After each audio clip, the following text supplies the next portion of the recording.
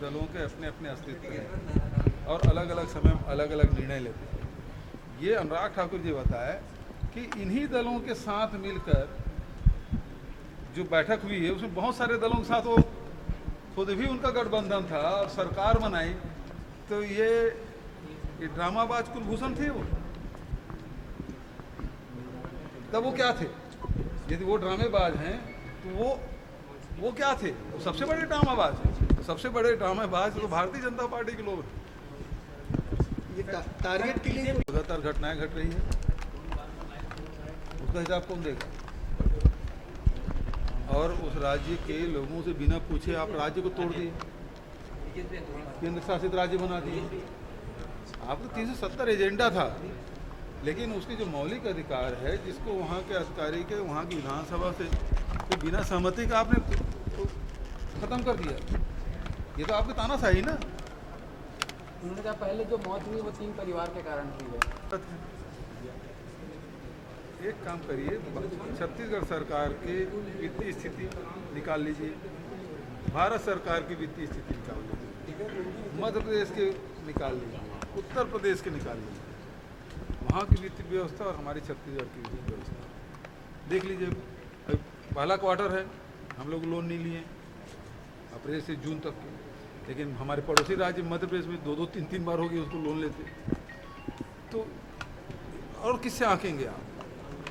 वित्तीय व्यवस्था FRBM act है तो हम लोग पालन कर रहे हैं, जबकि FRBM एक्ट के हिसाब से भारत सरकार को दुगुना उससे भी पार कर गया। 3% रहना चाहिए FRBM एक्ट, तो वो तो भारत सरकार तो 7% उसका तो बढ़ा हुआ है। वो किस मुझ बात करते हैं हमारी वित्तीय व्यवस्था के बारे में? बल्कि ये है कि हमारे हिस्से का पैसा भारत सरकार नहीं दे रही है। ये बात बिल्कुल सही है। केवल छत्तीसगढ़ नहीं, वो जहाँ जहाँ चुनाव होते हैं वो सारे सब जगह जाते हैं। कर्नाटक भी जा रहे थे, मैं तो हिमाचल भी देखा, आसाम भी देखा, वो सारे नेता केवल इनका एक काम ही रहता चुनाव, और चुनाव के बाद नहीं आते। टारगेट किलिंग को लेकर बीजेपी कह रही है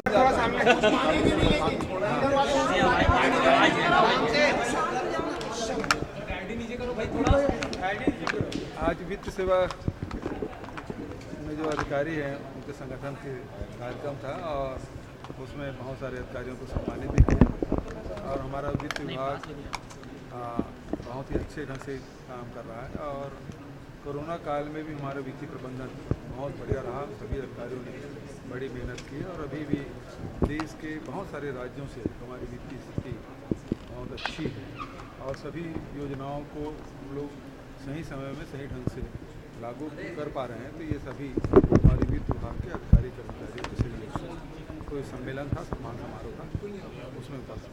सर लगातार बीजेपी बस्तर में 5 साल पहले क्या स्थिति थी, बस्तर में आज क्या स्थिति है? बस्तर के लोग दहशत में जी रहे थे, एक दूसरे के ऊपर शक की निगाह से देखते थे। जवान है वो आदिवासियों को नक्सली सरकार तो नक्सली समझती थी, तभी तो उनको फर्जी इनकाउंटर करते थे, फर्जी केस बना बना के आदिवासियों की जेल में ठूस दिया गया, व्यापारी मारे गए, पत्रकार के साथ दुर्व्यवहार हुआ, जेल में ठूसे गए, मारे गए। कौन सा वैसा वर्ग है जिसको प्रताड़ित नहीं किए? आए दिन मानव आयोग के लोग यहाँ पड़े रहते थे। यहाँ पुलिस के अधिकारी से पूछ लीजिए, किसी भी पुलिस, वो हर कोर्ट में, लोअर कोर्ट में, सेशन कोर्ट में, हाई कोर्ट में, सुप्रीम कोर्ट में पुलिस वाले वो केसेस में चलते थे, इतनी थी। और आज हमारे पुलिस के जवान हो चाहे अधिकारी हैं वो शांत हैं, आदिवासी शांति से जीवन यापन कर रहे हैं। विकास के कार्य अब अंतिम छोर कोर सेक्टर में, अंदरूनी क्षेत्रों में भी सब काम हो रहा है। सड़कें में 2500 किलोमीटर सड़कें बनी, पुलिया बन रहे हैं, 36 बड़े बड़े पुल बन गए, जो अबूझ मार्ग की तरफ 2 पुल बन गए। तो लगातार विकास के काम हो रहे हैं और लोगों के आय में वृद्धि भी हो रही है। शिक्षा का प्रकाश अंतिम छोर तक पहुंच रहा है, स्वास्थ्य की सुविधाएं पहुंच रही है। ये किस बिना से बात करते हैं? सर अमित शाह सरकार बनाने में अच्छा लग रहा था, सबके साथ बनाए हैं जी। वहाँ की जो क्षेत्रीय पार्टी उनके साथ मिलकर सरकार बनाए, तब उनसे परहेज नहीं था। आज उसको परेशानी हो रही क्योंकि उनके साथ नहीं है। ठीक है। सर उसका जो मुख्य एजेंडा है वो धर्मांतरण को लेकर चर्चा कर रहे हैं, कानून लाने की तमाम चीज़ों की चर्चा की जाएगी, डीलिस्टिंग समेत तमाम चीज़ों पर चर्चा होगी। भाई सवाल इस बात का है कि 2006 में रमन सिंह की सरकार ने धर्मांतरण का कानून लाया, वो आज तक लागू क्यों नहीं कर पाए? 6 से लेकर 18 तक उसकी सरकार थी, केंद्र में उसकी सरकार थी, क्यों लागू नहीं कर पाए? दूसरी बात यह है, मैं बार बार कहता हूँ कि उसके शासनकाल में ज़्यादा चर्च बने, धर्मांतरण तो उसके समय में ज़्यादा हुआ, और हमारे समय में जो भी शिकायत मिली हमने कार्रवाई की, जांच किया, उसके बाद कार्रवाई की। तो ये धर्मांतरण के चुनाव आ गया है, इस कहाँ से उनके पास कोई मुद्दा ही नहीं ना, न किसान उनके साथ, न आदिवासी उनके साथ, न मजदूर, न महिला, न युवा, व्यापारी, कोई उसके साथ नहीं। वो ईडी भरोसे चुनाव लड़ने चाह रहे थे, लेकिन देखे कि ईडी भी मतलब कामयाब नहीं हो रहा है, तो फिर अब फिर से पुराने पन्ने फिर से पलटने शुरू किए कि अब धर्मांतरण करो, तो उसको मुद्दा बनाओ, सांप्रदायिकता का मुद्दा बनाओ।